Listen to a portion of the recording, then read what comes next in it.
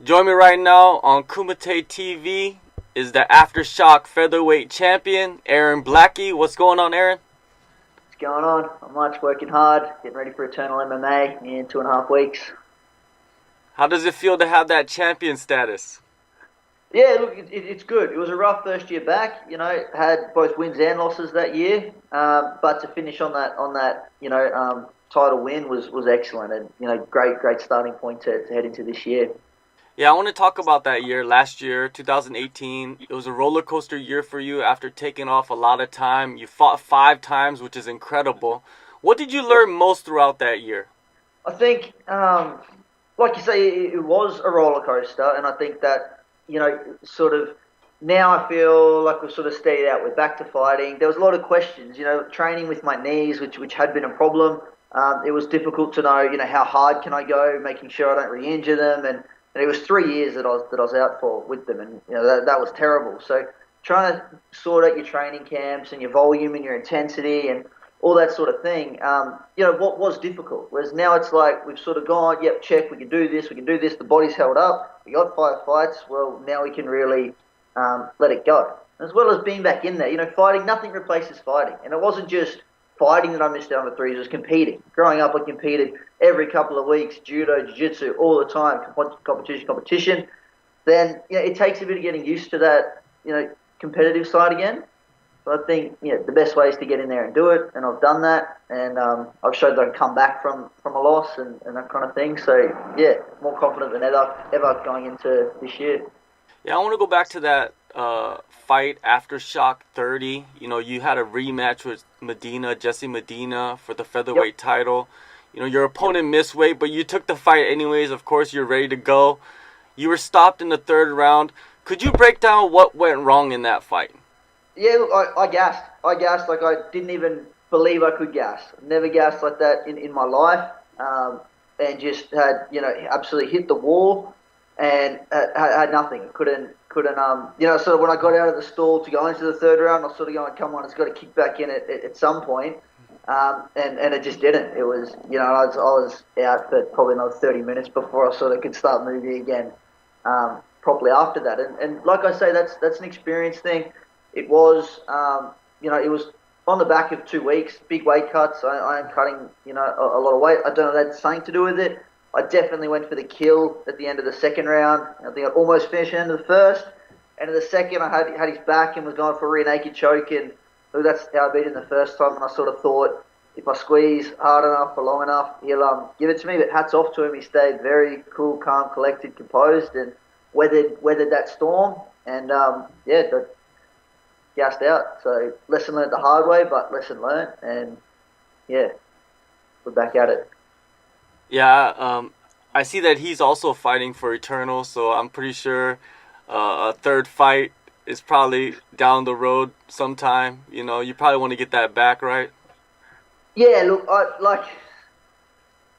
I believe it. You don't know what really happened in this conversation, but I believe he was offered the fight again for the title, the chance to make weight, and he actually turned it down, which, in fairness to him,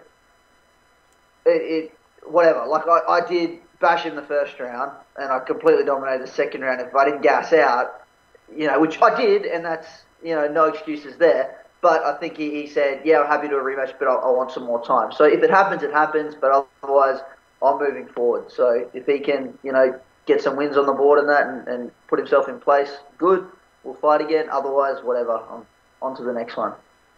Definitely. You did move on to the next one 2 months later. Aftershock 31, you choked out Joshua Riley in the 1st round, got that title. Did that finish come easier than you expected? Yeah, well, definitely.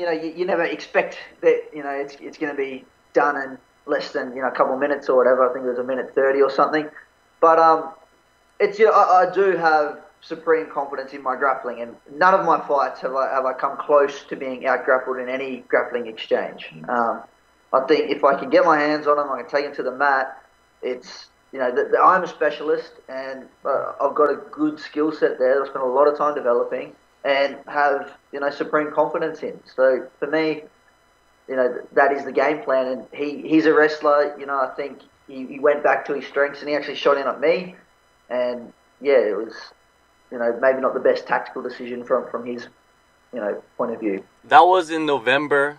What have you been up to since that time? Had an awesome trip over to Japan for Rizin with my teammate Damian Brown on that card, which was an awesome experience, growing up watching Pride and that sort of thing. So that was unreal. But otherwise, a lot of work with what we're always doing: training with Steve Compton, Dan Higgins, grappling, striking, and just really, working on lots of shoot boxing stuff. And because, like I said, there was a long time where there was a long time, quite honestly, I didn't know stand-up sparring, I didn't know wrestling. And that was because I couldn't, because of my body. So we're really sort of, and I think now that I've got some momentum, a lot of it's coming back, the old patterns, because I had spent a lot of time, doing that stuff in the past, and it just, get the cobwebs off and get the confidence to go, no, that's right, I can do these things. And I do have the timing and the skill, already there, so let's bring it back. And, of course, adding to it. I feel like I'm better than ever with my hands and closing the distance and all those kind of things. So really just, keep on developing whenever we can. Yeah, let's go back to that trip to Japan. New Year's Eve, you go there with your friend, teammate Damian Brown. He gets there, he finishes. Darren Cruikshank, huge win for him.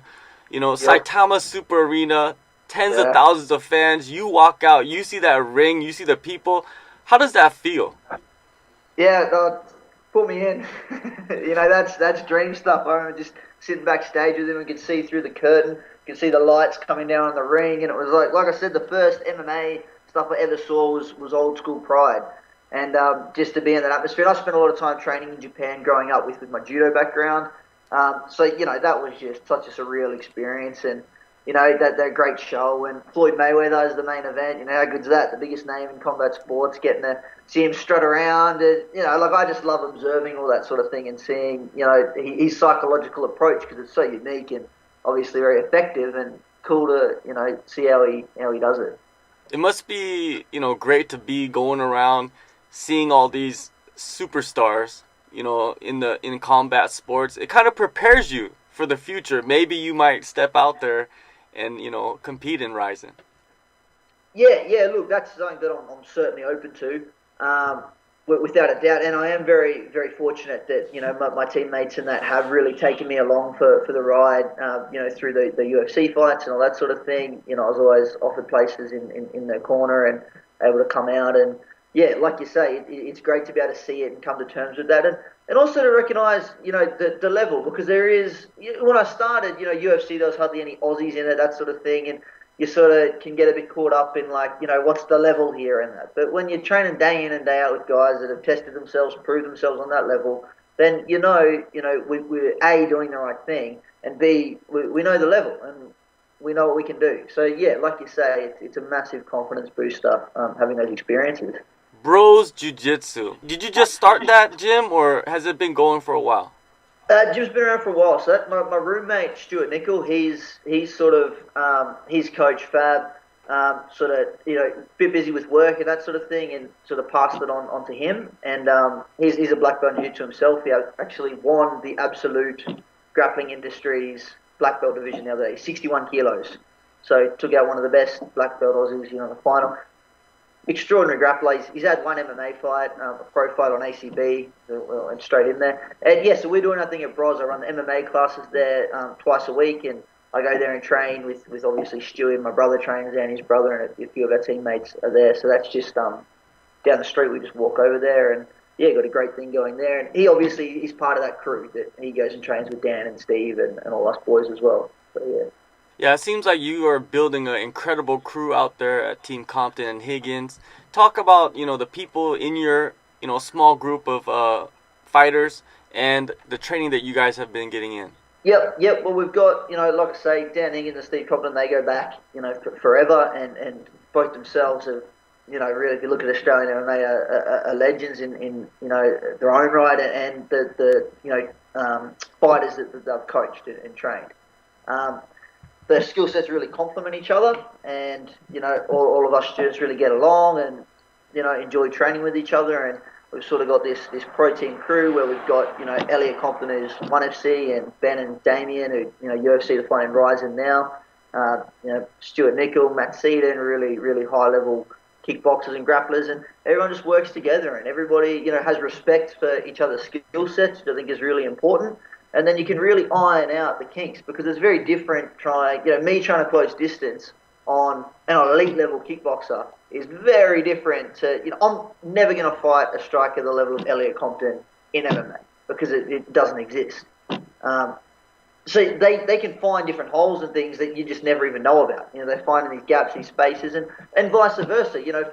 For those guys, they get to, play around with, okay, how do I keep distance or stop the shots or defend the shots or work to get up, all those sorts of things. It really complements each other. So great environment, great crew.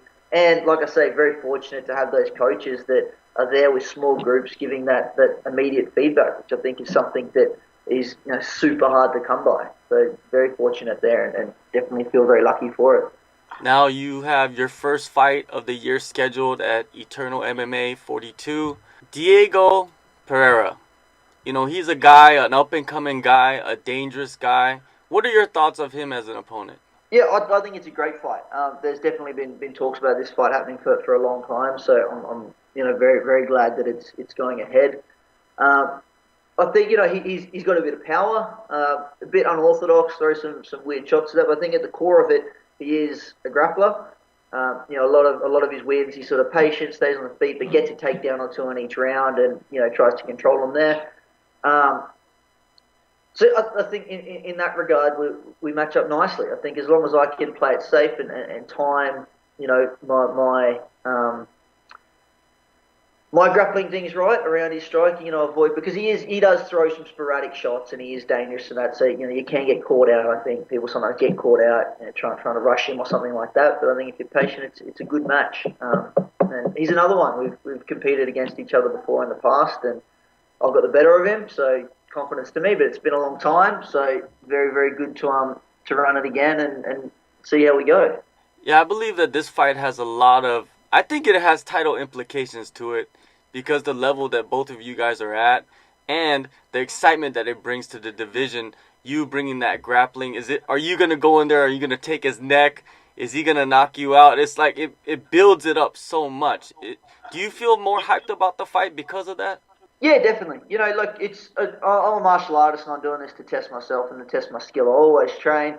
And, you got to apply it against skilled opponents. Otherwise, there's no point and you don't get anything from it. So there's no point fighting guys who can't bring out your best. That's, if you're aiming for the top, then you got to get in there and take, all the fights that you can take against, the best opponents that you can get. So, yeah, it's a great opportunity for me to go in there and again, test out what I've been working on. Do those things and see how we go. And then, again, win, lose, draw, whatever, we go back and we go, what do we do well? What can we improve on? And keep working at it. That's, the only way forward. Last year, you had a trying year. This year, going into your first fight, is the mental approach different or is it the same? Yeah, look, I just much calmer. There was a lot, because I had sacrificed so much training, and I was doing so in my fighting career. And I've done martial arts since I was a little kid, and that, starting to fight professionally was such an awesome thing for me when I was 22 or however old I was when I started. And to have that sort of shortcut, and I wasn't meant to be able to get back to training at all, let alone fighting professionally. So there's a lot tied up in that, and there was a lot of. In just dealing with, once I was back, it's a big thing. There's things you don't even foresee. You're back and then you're like, oh, right, so now I'm back. And it's nothing's really changed. And, psychologically, there's a lot of stuff like that. And, I definitely struggled with that last year. And I feel like I've managed to overcome that thanks to, the people around me and just time. Time helps with those things and experiences and going through it all. And now it's like, well, it's just the normal thing now. I'm a professional fighter and I fight, and this is my next fight. So train hard, go in there, do my thing. I know you're focused on Pereira, but after this fight, what does 2019 hold for you? Yeah, I want to establish myself without a doubt as the top featherweight in Australia. So I want to get into the UFC, and I think that's the way to go about it. And I think it's a curse to not be tested before you get there. because once you get there, you're on the chopping board. You know, you need to perform, you need to do well, and you want to because you're up against the highest level of competition, and it is a dangerous sport. You don't want to take unnecessary damage. So, like I say, every fight is priceless learning. I think after Diego, we definitely without any disrespect or anything, I don't know who the title holder is for Eternal and featherweight, and I believe he's been injured for quite a while. And hasn't fought for quite a while. So I sort of feel that whatever, if he's not ready to fight, then the belt needs to be put up and let someone else go for it, and then he can fight for it when he's back or whatever. I don't know, but that's certainly where I'm standing. If it's Eternal, I want to fight for the belt. And otherwise, whoever's out there and thinks they're the top guy, let's fight. So that's my goal. And once I've done that, I go, tick, yep, the top Aussie. Now I want to go into the UFC. So it's just step. And I think that's the next step for me. I'm pretty sure you watch the UFC. You see a lot of guys that get signed and they make their debuts. Do you see that a lot? Do you see guys that are not tested and then they go to the UFC and just become completely dominated? Yeah, look, like you definitely see. I mean, you also see a lot of guys who go in there and just somehow shine without ever, going through those wins or losses. But I think if you removed the record and just looked at skill development, you can't get nothing can replace like being hit really hard and being shocked and being put in bad positions and fighting for full round fights, whatever. You just can't get that experience, which if you move through it and you come back and you improve and you perform good, then it instills a new sense of confidence in you. And I don't think there's any way around it, which is part of the beautiful thing about a sport like combat sports and why I think athletes really should get a lot of respect, because it takes something to be able to do that. A lot of people do really well, they take one loss, they go, no, that's not for me, and the bat the ball thing. But the more experience you can have, then you dial out those things with your mentality, your diet, all that sort of stuff coming in. It's always a learning experience. You always take away from it and it improves. So the most fights you can have, I think it's hard to argue that's, apart from damage, not the best way to go about it. All right, well, everything starts March 23rd, Eternal MMA 42, co-main event status, Southport, Queensland, Australia. Aaron, thank you for your time. It's always good to talk to you, and good luck on your fight. Thanks, brother. Catch you soon.